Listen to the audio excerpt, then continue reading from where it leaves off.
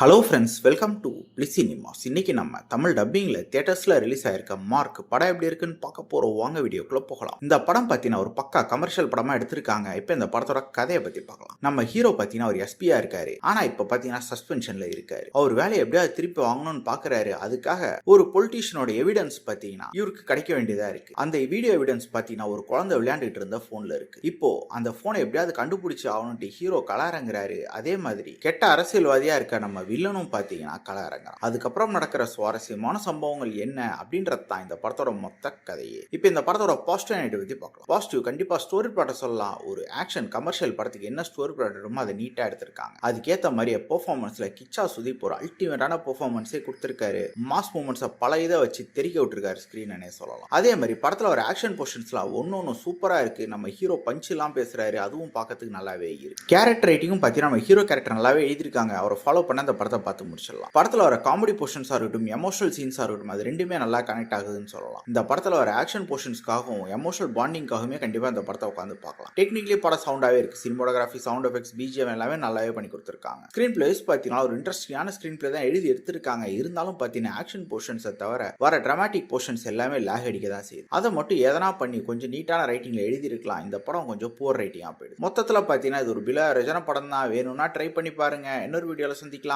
Thank you.